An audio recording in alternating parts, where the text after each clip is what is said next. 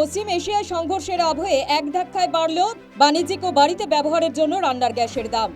বাড়িতে ব্যবহৃত 14.2 KG cylinder প্রতি দাম বেড়েছে 60 টাকা। ফলে 879 টাকা থেকে বেড়ে সিলিন্ডার প্রতি 939 টাকা দাম বাড়ল। বাণিজ্যিক গ্যাসের 19 কেজি সিলিন্ডারের দাম আগে ছিল 1875 টাকা 50 পয়সা, বেড়ে হল 1990 টাকা। গ্যাসের দাম বৃদ্ধির প্রতিবাদে 8ই মার্চ প্রতিবাদ মিছিলের ডাক দিয়েছেন মুখ্যমন্ত্রী মমতা বন্দ্যোপাধ্যায়।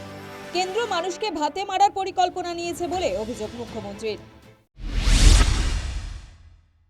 জিনিসপত্রের দাম বাড়াচ্ছে নিচ্ছে করে, কেন আগে থেকে প্ল্যান করেননি? উপহার নেবার আগে, কানমোলা খাওয়ার আগে, কালকে মিছিল হবে, গ্যাস নাই, রান্না নাই, গ্যাস নাই, খাবার নাই, সেই জন্য হাঁড়ি, কড়াই, বাটি, ঘটি, হাতা, খুন্তি দিয়ে প্রতিবাদ মিছিল হবে কাল আন্তর্জাতিক মহিলা দিবসে। এটা কূটনৈতিক ব্যর্থতা বলছে বিরোধী শিবির। হরমুজ প্রণালী যদি বন্ধ হয়ে যায় তাহলে সারা বিশ্বের এক বিরাট অংশের উপরে চাপ বাড়বে। যদি চীন এবং রাশিয়া অনুমতি পায় তাহলে আমরা পেলাম না কেন, এই প্রশ্ন তো উঠবেই। ইরানের সঙ্গে আমাদের সভ্যতাগত সম্পর্ক, সিভিলাইজেশনাল রিলেশন, সেইটা আমরা নষ্ট করে ফেলেছি।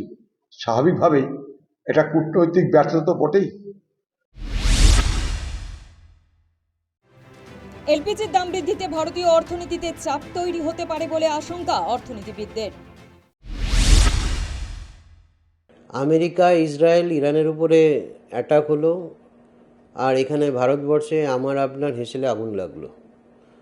আমরা আত্মনির্ভর ভারতের কথা শুনেছি, আমরা বিকশিত ভারত হওয়ার স্বপ্ন দেখছি। দেখুন, তেলের একটা স্কার্সিটি হয়েছে, গ্যাসের একটা স্কার্সিটি হয়েছে, আন্তর্জাতিক বাজারে তেলের দাম বেড়েছে, গ্যাসের দাম বেড়েছে।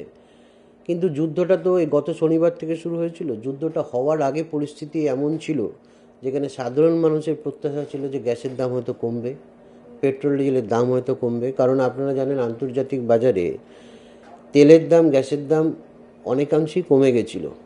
দাম বাড়াতেই কিন্তু আমাদের পুরো চাপটা সরকার সাধারণ মানুষের মধ্যে দিয়ে দিল। এটা বলবো যে ভারতবর্ষের অর্থনীতির ভঙ্গুর অবস্থা প্রকল সাধারণ মানুষের মনে। এলপিজির দাম বৃদ্ধির ফলে মধ্যবিত্তের কপালে চিন্তার ভাঁজ। জিনিসপত্রের দাম বাড়তে পারে বলে আশঙ্কা। News time.